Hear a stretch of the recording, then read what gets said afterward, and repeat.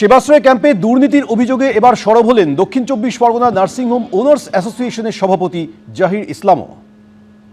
সেবাশ্রয়ে আমরা অনেকটা ক্ষতিগ্রস্ত হয়েছি। প্রত্যেকটা নার্সিংহোম থেকে বহু কিছু জিনিস দিয়েছে আমাদের সাউথে, ক্যানিং, গোসাবা, বাসন্তী থেকে শুরু করে এই বিষ্ণুপুর বা আমাদের ডায়মন্ড হারবার, সমস্ত নার্সিংহোম, আমাদের ফলতা, সমস্ত হসপিটাল কম বেশি সব সাপোর্ট করেছে। যদি সাপোর্ট না করা হতো, দেখতেন তৎকালীন সময় হয়তো দেখা যেত সমস্ত নার্সিংই বন্ধ করে দিতে পারতো। ওগুলো আমাদের কিছু করার নেই, ইচ্ছার বিরুদ্ধেও আমাদের করতে হয়েছে। থ্রেড কালচার অবশ্যই এটা বলা যেতে পারে, না দিলে আমাদের হসপিটাল বন্ধ হয়ে যাবে। আর জুনিয়র ছেলেদের মেয়েদের এনেছে, তারা কিন্তু জানে না। আমি জানি অনেক জায়গায় অনেক ইনস্টিটিউশন থেকে, নাম বলতে চাইছি না, তাদের তো কোনো দোষ নেই। বাচ্চা বাচ্চা ছেলেমেয়েরা এসছে, তাদের আমি জিজ্ঞাসা করেছি, তারা কেউ বলেছে সেকেন্ড ইয়ার করছি এমবিবিএস, কেউ থার্ড ইয়ারের। তারা নিজেরাও বলছে যে স্যার আমরা ডক্টর নেই, আমাদের তো এই বলে আনে না, আর আমরা জানিও না। আর ওদের তো কোনো ডিস্টার্ব করে লাভ নেই, ওরা তো ওদের কোনো একটা বাবা মা সন্তান, ওদের তো ফিউচার বলে আছে।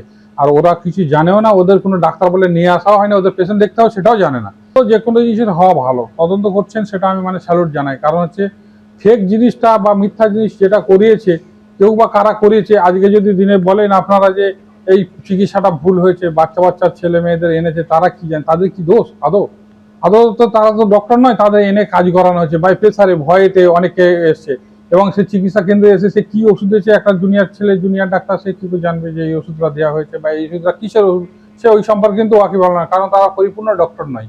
এটা তো অন্যভাবে হয়েছে, সেটা সবই বুঝতে পারছেন।